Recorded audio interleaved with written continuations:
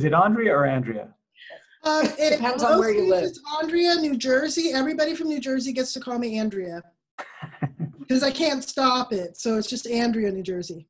But I call you Andrea now. I feel like that's a good thing. Like, I call you Andrea. Okay, I started recording, so maybe should I stop? I don't know. I'm going to keep going, and Sarah can edit it. Sarah, you're going to edit it. Just, you've been voluntold. All right. Hello, everyone. We wish here as we're rounding the corner on Memorial Day weekend that we could be all together at Nerd Camp New Jersey in Newark, but that was not in the cards for us this year.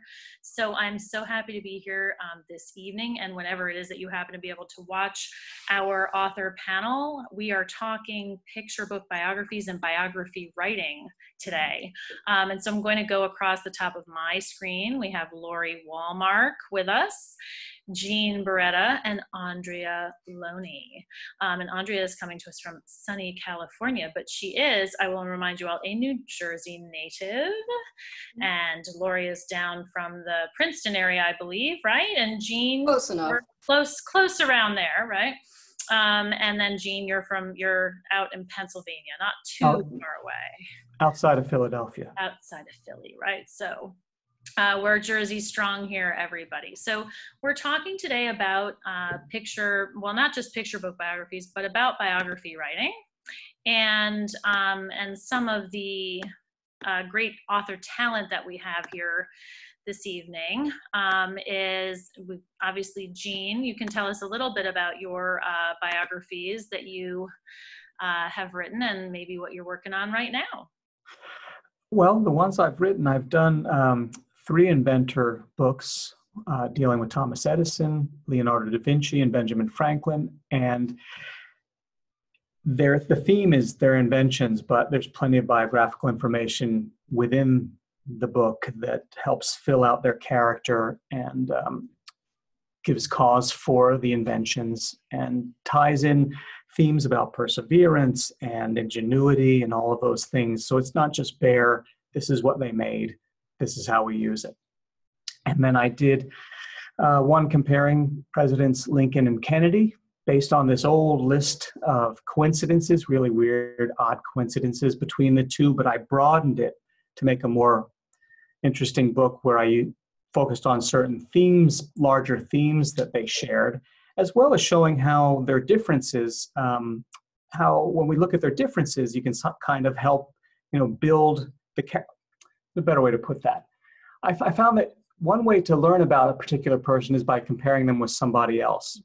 And when you see the differences, did you hear that dog? Yeah, we did. You might hear my dog too. We have panel pets this evening. We might have panel pets this evening. Cats welcome, dogs welcome. It's all good. That's coming from another apartment. Oh. And then currently, I just finished a manuscript on the childhood of Stephen. Oh, well, I'm forgetting 2. I did a biography on Muhammad Ali and an event in his childhood that changed the course of his life, where his bicycle was stolen and he went to tell a police officer who happened to be a boxing coach, and that day changed the course of his life. And then The Secret Garden of George Washington Carver, and how the time he spent in that garden blossomed into, nope, I didn't even plan that, blossomed into what he became as an adult. I just handed in a manuscript, another one that somebody else is illustrating. I've done a few just as the author on the childhood of Steven Spielberg and how many of his experiences as a child informed the themes and even lots of scenes and direct events played out in his films later on.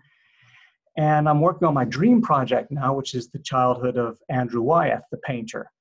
And hoping I've seen that on your Instagram. You're visiting the residence and everything as well. Yeah. The people, the Wyeth family lived and worked in either Chadds Ford, Pennsylvania, or up in Cushing, Port Clyde area, Maine.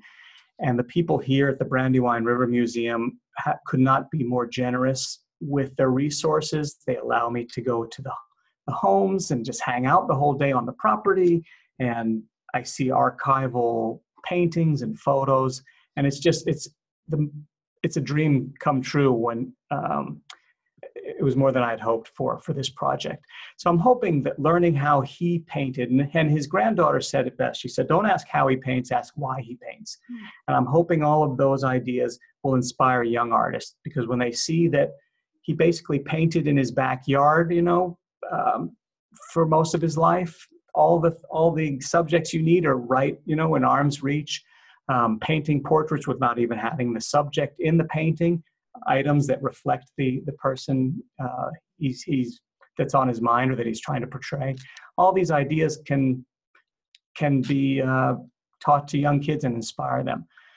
So, and then after this, I already wrote a first draft on Annie Sullivan, which is a really exciting book, because I frankly find her life more exciting than Helen Keller. She dealt with deafness at an early age, and when she passed on, she was pretty much had lost her hearing, and she came from poverty and really dramatic story, and to see what she came out of and what she was able to give Helen and the world is pretty. So many projects, right, Jean? Like at the same time, you're never just kind of working on one thing. There's always like some irons in the fire, it sounds like, right? There has to be. I have to, when you send out something to be approved, whether it's sketches or manuscripts, while you're waiting for the notes, you get the other ones started so that my agent can be shopping things, so that once the contracted work is finished, there's something waiting. You do the best you can to make that happen. It's not always that smooth. Yeah. But it becomes a juggling act, especially when I'm writing for other illustrators. That gives me more time to also work on the projects that I'm illustrating, because you don't have to move on to the next phase of it, which is the illustration. And then of course you're always getting notes back before it goes to the publisher with tweaks and things along the way. And there's plenty of, I also do other projects too. So I pretty much work 24/7. Yeah. There's always that right amount. But I love to see, even just when all of you are talking about your projects, just like the joy and the pleasure that comes with the research, right? Because I think in an academic context, especially working with older students, research is not always, invigorating or exciting. So I love to see how that kind of comes through when we talk with authors. So that's the fun part. Yeah. It's my favorite part. It's like when you get to play detective, and you get to meet all these fascinating people with an excuse. You don't just knock on their door and say hi. You actually have a legitimate reason to have them invite you in and talk to you, and you visit fascinating places you would have never expected to see. That's my favorite part. I want to say also, so Andrea, right? Can you tell us a little bit about what your research looks like? So Jean is telling us a little bit about, his multiple projects, and you have a different writerly life, as I like to say, right? Because you're teaching, on the regular virtual teaching right now, which is like 2 times as much teaching, right? Yes. So what does your writerly life look like, and what are your projects and your publications? Well, let's see. So the project I guess that we're discussing right now is Take a Picture of Me, James Van Der Zee, which was a Leon Lowe New Voices Award and came out in 2017. And I forgot to mention, I'm also in an anthology. Let's see if I can get this to come up off my board here. I'm also in an anthology called No Voice Too Small, and that comes out in September. And it is 14 young Americans making history. And I wrote a poem about a young activist named Nazari Keptra, who helped to basically start the movement that led to the Everytown organization against gun violence. And how she was in a terrible situation and her friend had just been murdered by gun violence, and how she basically used it as an opportunity to give voices to the other children around her, which eventually gave voices to people all over the country, which led to Project Orange, where people wear orange on a particular day in order to, stand for safety against gun violence. And I was just really impressed with what it is that she had, what it is that she put together as a kid, and just reminding kids that they have a voice. And I have other projects that I'm working on that I hope to be able to talk about at some point. But we give leave to discuss, right? One of the things that no one ever told me, like when I wanted this career so badly, is that you have to keep secrets. And that has never been one of my top 25 skills. So I'm working on it, but it's hard. What my research process is.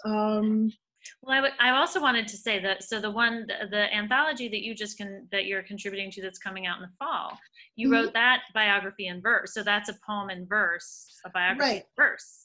So yes. That is different from James Van Der Zee. And you also are very limited on, copy space or what have you. So that's got to be a challenge. Yeah, it was. I think I had something like, I forget what they told me, something like 200 words to tell this person's story. And being the kind of person that I am, I research everything. I find every article I can find on somebody. I find everything that's tangential to that person, like what was going on in their town when this thing that I'm writing about has happened, so that I can kind of make a I'm a big believer in the idea that everybody exists in a three-dimensional space where you have the person who you're writing about, but the negative space behind them also influences who the person is. Wow. So what's going on in the world around that person that encouraged them to do this thing? So that was another part. And I did the same thing with when I wrote the James Van Der Zee project and the other projects that I'm working on right now that are based in reality. It's all because I write animal stories, and I write stories about, kids playing musical instruments and dragging them all over a city. I mean, things like that. But when it comes especially to something that actually happened to an actual person or an actual event, it really is looking at it in different ways and gathering all that information and just kind of distilling it and seeing if there's something that's a common through line in all of it. And that's the path that I decide to go in, because reality, there's a lot that happens. There's just so much. Can I just mention something? Oh, sorry. But we don't have to address this now because we want to hear from Laurie too, but I've never written a biography on somebody who's alive, and you have. And so I'm curious to know what that experience is like when we get around to that, and whether there are any different challenges that come along with someone who's alive, and whether you have to deal with any kind of permissions that you wouldn't have to with somebody who's passed on and things like that. Well, we know Laurie has only written about the dead women, right? Right, I write about dead women in STEM. Dead women in STEM. And there are two reasons for that. One, because I actually don't want to talk to people. But the bigger reason is I want to make sure that I don't write about someone and then their most important accomplishment happens after I've written the book. I mean, that would just be heartbreaking to me. Oh my goodness. So my first two books were picture book biographies, were about computer scientists, because I'm a computer scientist. So, you write about what you know, what you're interested in. Then I wrote about Hedy Lamarr because I found her fascinating. She was known as a gorgeous actress, and no one knew she was this amazing inventor who co-invented the technology that keeps our Wi-Fi safe from hacking. But my first love is math. And I really wanted to write about a mathematician, even though the first two people, Ada Lovelace and Grace Hopper, were mathematicians. They were known for their computer work. Yeah. So I had to find a math person to write about. So I wrote about Sophie Kovalevsky. I had never heard of her, but I have now. Yeah. I have a book coming out next year And as Andrea said, there are a lot of secrets. But one thing about her, she is a dead woman in STEM, but she did not grow up like all the others, loving math or loving science. She was an English major. Yay! See? No, it's never too late. Una, your time can come. Yes, if I can survive Common Core math with my children during distance learning, anything is possible. If I can learn, some of this right now. But the other biography I'm working on is not a picture book biography. It is a novel in verse. Oh, wow. For middle grade, young adult, and I'm loving it. It's so freeing because it doesn't have to be as rigid. It doesn't have to be absolutely true. By definition, it is historical fiction. And I love that, what every form, right, has a different challenge and also different freedoms and different license that you can take. And, Gene, as an illustrator and an author, has, when he is just focusing on the words and someone else is illustrating it, it's kind of like a different experience sometimes for him than worrying about the two, and just so cool.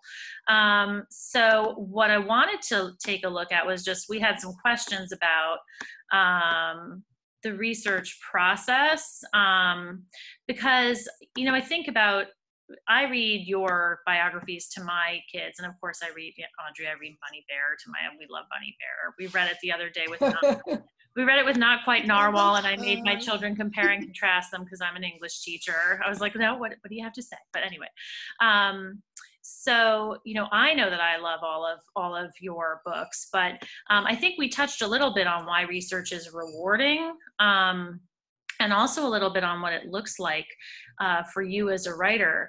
But maybe we could segue into talking about challenges and kind of making the move from research to writing, because Laurie, you were saying before, research is the fun part, right? Oh, and the challenge actually is, what about when you've got to sit down to write, and also what frustrates you the most, with what step of that research process, I guess, frustrates you the most? The challenge is stopping.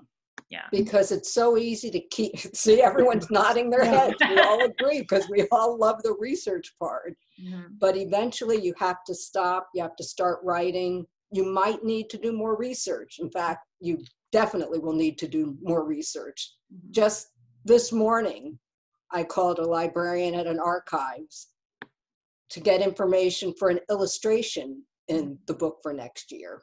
Okay. So the research doesn't end, but you do have to stop at some point.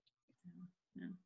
How about Gene and Andrea? What would you say are the toughest parts of doing the research, and how do you go from that research mode to writing? I will answer Gene's question in conjunction with this about working with people who are alive.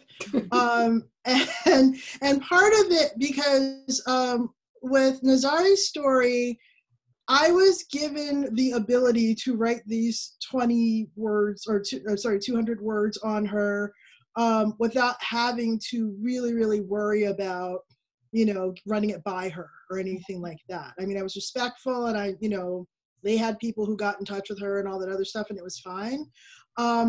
And she was a child. And part of the issue of writing about anybody who's still living is you don't know what they're going to do when you're done writing. For example, in the James Van Der Zee book, in the original draft that I sent to Lee and Lowe, I talked about how Bill Cosby got his portrait taken. And honestly, my guardian angels were looking at me because that got taken out like before we went to print it.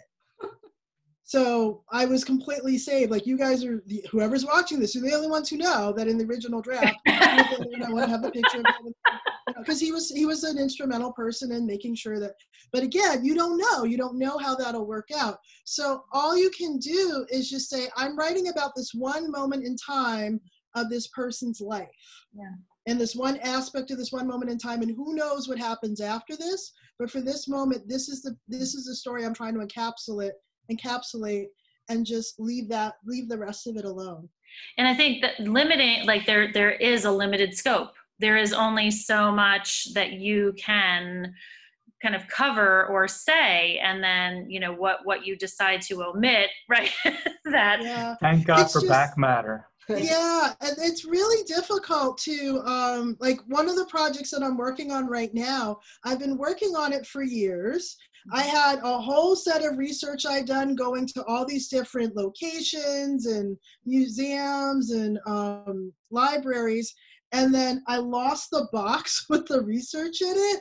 Wow. And then I was in a class where I had to present it again. So I had to do the research all over again, which was good because then I knew what not to look for. But when I did the research over again, things in this person's life had been revealed that hadn't been revealed before. And now I'm looking at the story in a whole different way. And it just keeps going. So it really comes down to saying, which story do I want to tell? And how I can choose the story I want to tell, which story about this person's life or what aspect of this person's life resonates with my heart like a tuning fork. Yeah. Like when I think about that person, this is the thing that I really, really have to say because I feel like it connects it with me. Even if there's other stuff that's great and that's interesting and fascinating, I have to pick that thing and then just kind of delve into that and be like, what is the story that's going to fit into maybe 1,300 words tops, and that's it. If it takes more than that, I'm not telling it, you know? Yeah. So, And I think for teachers to hear that, like for me as a teacher, when I sit down and I do biographies with my students, like that's the hardest thing, is kind of telling them, you have to limit your scope. You have to decide, you know, like you're saying, I love that tuning fork image, right? What's resonating with you right now in your life, that why you've picked this subject to write about. So, you know, I mean, I definitely can see that. So how about Jean and Laurie, you know, how do you were talking about the back matter, Jean, before? Thank God there's room for back matter, because another thing that you have to consider is when there's so much information, you can't put it all in because you've got a narrative to play out as well. And if it's going to work against the narrative, then it's going to destroy however you might feel about the person, or how you're going to build the excitement of something they're inventing or some movement that they're starting. And so if, you know, and you're building a momentum and suddenly you have to throw in a detail that's completely unrelated, then it destroys the book for you. So you can put a lot of that in the back. And like you said, Andrea, you have to pick the moments of their life. You're not doing a fully comprehensive telling of their life, which is why I've picked like childhood moments of these people.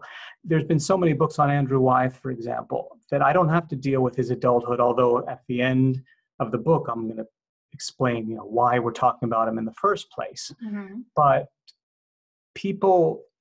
sometimes I look at my books as introductions to these larger figures for children. What's going to connect them to those figures now at this point in their lives, so that when they're 15, 16, they're going to say, I remember how much I enjoyed Andrew Wyeth's childhood. And I know that there's a museum down the street that has his work. Maybe I'll go check it out. And then their education can continue from there. But I'm remembering the most difficult book I had to do when it came to research was my Thomas Edison book, Timeless Thomas. Mm-hmm. And that was because there are so many conflicting opinions about what he invented, Mm-hmm. what he invented with other people, or things that other people invented that his company then took on to promote and manufacture. And I was, you know, more than halfway through my book, not fully secure in what I was writing. I was really insecure about just, do I have the facts straight? Yeah. It wasn't until I met Paul Israel, who runs the Edison papers at Rutgers. Do you know him? Do you know his name? Because your eyes, you perked up there. Okay. He runs the Edison papers at Rutgers University. Mm-hmm. And it's all of Edison's research and papers, and you've got everything right there. And he became my fact checker. And dispelled lots of rumors and exaggerations, and really gave me showed me documentation on everything I needed to know. So I finally felt confident with it. Something that you mentioned, and I know this is interesting too, is getting in touch with people, getting in touch with experts as a part of your research. This wasn't in the question list, I know, but I'm just dying to know, like, what's your kind of favorite story about, like, what Jean was just talking about with records, like Laurie and Andrea? Like, what's your favorite story about, you know, when you pick up the phone to call someplace, or you're out on a trip? Like, what's the most interesting interaction you've had with someone when you were doing your research? This isn't the most interesting, but it's just a call out to the librarians at all these archives, because they are so nice. They're so helpful. Most of them, you get a certain amount of time of research from them for free, right? Before you even have to pay anything. And they just, like I said, I called one this morning and she was like, oh, I'm going to be going in today anyway for something else. You know, I'll definitely look that up for you and I'll get back to you as soon as I can. You know, they're excited about it. And because they're excited, we're excited. So it's not interesting. It's more, it's nice. No, it is. And librarians are interesting. And we need librarians. We need librarians everywhere. Right. In schools, especially, everyone. You know, but these librarians are so invested in, you know, in your case, the Edison archives, or in my case, the No Name Person archive. They know so much about the person and they care. I had earlier asked, this person had written some books. Were they ever published? You know, and she went that extra mile to find out, no, they weren't. But, you know, there's no evidence of them. But she did it. So that's my shout out to librarians everywhere. Very good. Okay, I will pick up that shout out to librarians to say that the LA Public Library is the last name listed in the acknowledgements for the James Van Der Zee book, because I basically moved into that library to write it. Thank goodness for unemployment. I was able to just sit in the library every day, all day. Well, no, it all worked out. But yeah, so that part's been great. I went to a critique group with an early draft of the James Van Der Zee book, and I was still like, I don't know if anybody's going to like this and if they're going to think it's stupid or whatever. And one woman told me, hey, you know, I have a friend who's a photographer, and she says she worked with him. Wow. So I was able to talk to her and show her actually, I showed her part of the draft, and she just told me what the experience was like, which completely resonated with what I had already written. So that made me feel good. But the big person who I had to talk to was James's widow. And his widow was still around because he died at 93. She was 63 because they got married when she was like 33, I think. She was 33 and he was 93. He died when he was 96. And to this day, she is fiercely like protective of him. And when Lee and Lowe told her that, you know, showed her the manuscript, they showed her the dummy before I saw the dummy. So she saw the illustrations, preliminary ones, before I did. And she said, what do you want with my husband? And I was all like, and I'm scared. I'm terrified that this woman's going to like come and beat me or something. And we had this very impassioned conversation where I was just like, you know what? Your husband did so much for so many people, and he never really got what he deserved as far as people knowing about him, children knowing about what he did. And I'm crying, she's crying, and that's how I got her to buy in. My tears were authentic, but intentional, let's say. And I had all these conversations with her about, you know, how they met and his history and why she accepted his proposal and just all of this. And the best thing about that is I felt like just having those conversations and having the book, I got her more time with her husband. Oh. Because he had been dead for decades at that point, and she's still fighting to make sure that his work is together. But it was just so great to like talk to her just about how wonderful he was. And I saw that in the research because he gave a lot of interviews. He remembered everything from his childhood on up. So he gave very crystal clear, hilarious interviews. So I was really blessed with writing about somebody where there was a ton of material to work with.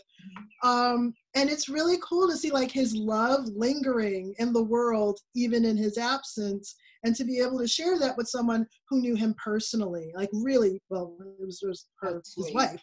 Yeah. So that was my favorite research experience. And I still check in on her, and, you know, someday I'll actually get to meet her in person, I hope. But yeah. Fingers crossed, right? We'll Yes. see. Oh I my God. lucked out with when I did my Ben Franklin book, Now and Ben. This was like 2004 or 5. My wife at the time and her friend said, let's have a double date with our husbands. We had never met before. So I'm sitting across the table from her friend's husband. He said, so what do you do? This is in the first few minutes. Oh, well, I'm an author, and I'm writing my first book as an author on Benjamin Franklin and his inventions. I said, what do you do? And he said, I'm one of Philadelphia's Ben Franklin interpreters. Oh, wow. And he introduced me to lots of the local historians, and it was, you know, how could you expect that? And he does all, you know, every time someone wants one of my Now and Ben assemblies at schools, he's my Ben Franklin guy. He shows up as a surprise in the whole deal. So it was a perfect Wow. dinner. It's like the universe just wants you to do this work, right? They just like right. put this in your path. So I think we're coming up on the tail end of our time. I think so, because we switched to Zoom today. We pivot. But I wanted to ask each of you also about your relationships with different editors, because again, I'm coming at this from a classroom perspective of, I'm actually doing a lot of work right now with distance learning with my students on writing, because if you think about it, what are we going to do? Like, hey, everybody, let's look at this 200-page PDF of Death of a Salesman. No, okay, like we're not going to be doing that. So we're doing writing. We're working with the New York Times curriculum, and I'm finding that I have the opportunity to give students feedback, virtually, in ways that I wouldn't necessarily be able to on the school clock, right? But I always love to ask authors, what's the best advice you've gotten from one of your editors, or what's the best tip you've gotten from one of your editors? And this is totally for me to steal and use. So, full disclosure. Okay, I'll go. Go ahead. Because I write books about scientists and mathematicians, sometimes they're not as easy to understand in the draft that I send to my editor as I think they are.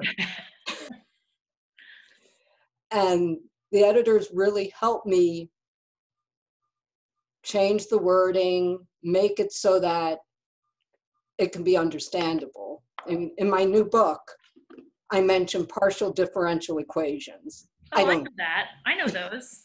Right, of course. In the book, I just say they're used to help explain things in nature. But here's where Jean's back matter comes in. In the back matter, I can have a whole area for kids who want to know more about partial differential equations. Yeah. But the editors help back me away a little bit from the science and math. Okay. I'll follow that by saying, well, I've done most of my books with the same editor, which is rare and a blessing. So we have a lot of unspoken language, but because I gather so much information, and because you can tell I'm very passionate about trying to communicate ideas, I want to tell it all. And so she'll always say, remember who your reader is, remember the age range, where their attention is, what they're going to connect with. You can put other things in the back matter, but this is going to go over their head, or you're going to lose them here. So focus on key things first. You can always then flavor it with other details later, but build it on the simpler ideas. And not to say that it's a simple, it's not simplified, but it's just less complex. The more direct ideas that age reader will identify with and connect with. Remember who your reader is. I'm still using that like on Tuesday because it's 3-day weekend. So otherwise I would use it on Monday. Right? Andrea, how about you? Well, I also like the idea of remembering the reader. The thing, and this is not notes from an editor specifically, but I volunteer with a group that reads to children in an elementary school or different elementary schools. And I usually read to second graders. And we've read a lot of biographies, and I noticed the points in the biographies where the kids kind of scooch towards the books, and the points in the biographies where they're laying on the rug, like playing with, like, you know, if they're playing with something, it's not that they're not listening, because they may be listening, but it's what holds their attention in which way. So after doing enough of that, every time I write anything that is a picture book, I'm always trying to imagine, would my second graders be coming closer to this, or would they be asking to go get water at this point? Yeah. Or would they kind of be shaking their heads? Is this something that they can relate to? Am I asking my second graders to care about someone who has like a problem on their tax form or something? Because again, like it's when you're writing about adults, there's very adult problems that adults have, but we're writing them for kids to kind of learn about, because we all have the same emotions even when we're grown-ups. Yeah. Sometimes especially when we're grown-ups. And those are the things that the kids will be like, wow, I would do that too, or something along the lines of that. My editor at Lee & Low is Jessica Shapira, and she is just amazing. I call her like my, you know, my fairy god editor. And she just kind of like takes her magic wand and goes ding into like the comments or the review section in Microsoft Word. And I felt like what she did is she took a forest of information and she carefully pruned it into this beautiful bonsai. She just took away the clunkiness, and she took away, she found the most lyrical ways for me to take what I was already saying and just kind of elevate it with lyrical language. And one of the things that I do, when I wrote the original draft of the James Van Der Zee book, I always tell people when I do presentations, it read somewhere between a Wikipedia entry and an obituary, okay? It was just really clunky facts. It was just fact, and this, that, and the other. And there wasn't really much of his internal journey. So one day I got really sick and tired, and I threw it down in the library, which you're not supposed to do, but they knew me by then, so it was all good. And I sat down and I just wrote this whole stream of consciousness about what happened in the story and what I wanted people to know about and all of that. And then I took a highlighter and I just highlighted the parts that were like poetry. And if I took, it's almost like blackout poetry, but with your own work. Yeah. And I took everything else away. And what I was left with was this beautiful poem about his life, as opposed to this big blocky text. And a lot of the big blocky text ended up in the back matter, but in a way that was easier for children to follow. Wow. Oh gosh. You know, as I'm listening to you all kind of talk about your process too, I think, I'm totally the type of writer. I have to write, if something has to be about 500 to 700 words, I'm writing about 1,000 to 1,500 words. And I've just learned that that's my process. And I just know that. But my students will look at me like, okay, right? Like, where I say like, okay, now I have it edited down, everybody. Like now I finally got mine, because I write with them, right? I finally have it edited down. I'm so excited. And they're like, we're just trying to get to like this particular point, and or we're trying to draft this amount, right? So I think the thing that I struggle with the most is coaching younger writers towards selecting a subject for a biography that is something of interest to them, because I know my own interests, right? But what would be a subject of interest to them? So I'm just curious, like, what advice would you give to someone who is struggling with writer's block specific to biography writing, right? Like, so, where do I start? Who do I study, or what have you? That one, to me, I actually do a whole workshop on choosing people, but to me, it really comes back to, what are you interested in? You like sports? You do it on sports. You like math? You do a mathematician. You come back to something, a topic you like, and then you find a person within that topic Yeah. Right. And then you determine the scope, right? Then you determine, so you find the topic, the person, and then the scope. What's that little kernel? Like Jean was talking about, you know, with the Muhammad Ali biography is, you know, the bike being stolen, right? Where's that kind of little kernel or that moment? Do I have it right, Jean? I'm like, now I'm gonna. Well, that was, the Ali and the Carver books were brought to me to write. So it was unlike my other experiences where, and unlike you, Laurie, I don't find a topic first. Mine so far, at least, have come from the individuals first. And they were people that I had discovered or have known all my life that have inspired me or been heroes. So I always start with the person first, and then I try to think about what elements of their life will be appealing to young readers. But with Ali and Carver, I was fortunate enough to fall in love with these people and discover them the same way that my readers will discover them. So that was exhilarating too, because I barely knew a thing. You know, I knew the most popular things about each of those figures. And so it started in that case, well, it's always started with the individual and not the topic for me. And Jean knows this story, but my very first biography I ever wrote in 4th grade was about Carver.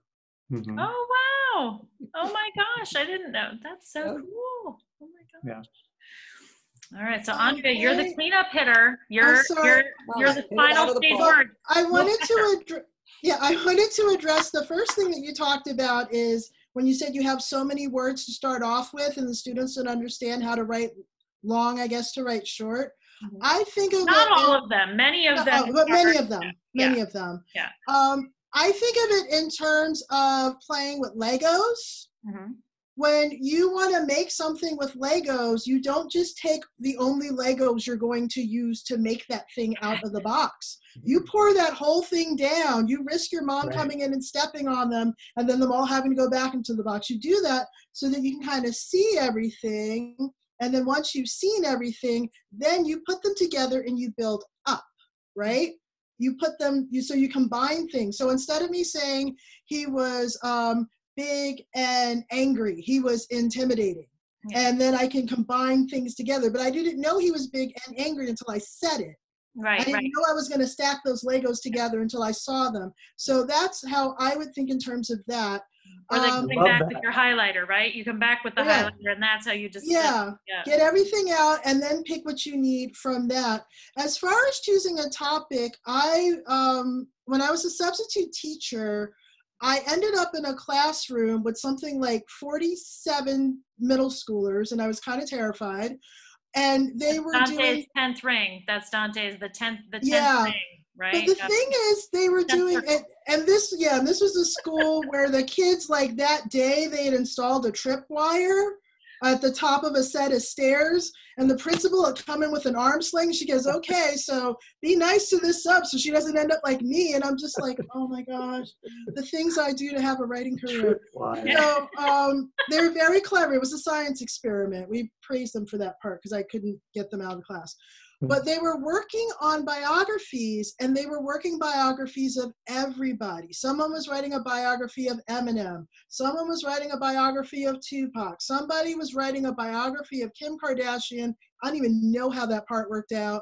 But the point is, these kids were so excited to tell me about these people. And I was a complete stranger, and I was a sub, which, you know, of course, is like slightly less than human. But they were so excited to be like, did you know so-and-so did this? And did you know so-and-so did that? And then I would say, okay, well, why did you pick so-and-so? I really like their music because in this song, they say this is something the other, and it's all about that connection. So I think, like what Laurie was saying, if it's something that you're interested in, like if you like sports, you'll probably watch those parts of ESPN where they tell somebody's life's history. I might not be as interested in that because I'm not as into sports. Or if you like pop stars, you may listen to everything they say on TMZ about so-and-so doing this and so-and-so doing that. So I think it really comes down to you already know people's life histories. You can already tell me about people who are alive right now. And you could probably even tell me about some people who have passed away. So just kind of start from where we are. Okay, so what is going on with, what's the guy's name, PewDiePie or whatever the guy is with the video stuff? What's his story? Okay, now take what you just did, roll back like about 50 years or 100 years or 200 years. do that same thing with that person. Okay. What were they interested in? Why did they do? And just kind of like thinking about it less as stacks of old dusty books about dead people who you're never going to see again, Right. and more like, what would this person's Instagram thing look like? You know, Yeah. if they made a TikTok, what would they say? You know, that kind of a thing.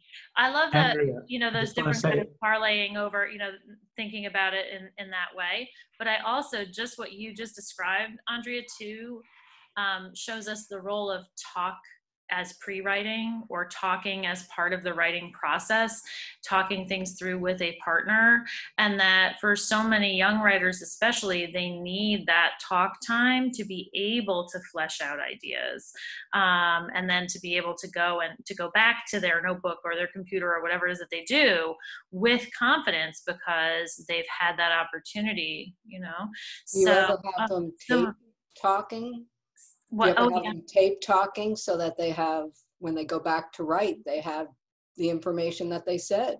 Yeah, you could record, I guess, a writing conference with a student, even on like Vocaroo or on, you know, any number of different platforms to help them. That's such a good tip. So I'm going to have that Lego you image come in up my with so head many all great the time. ideas. Yeah. Oh, sorry, Jean. I love it.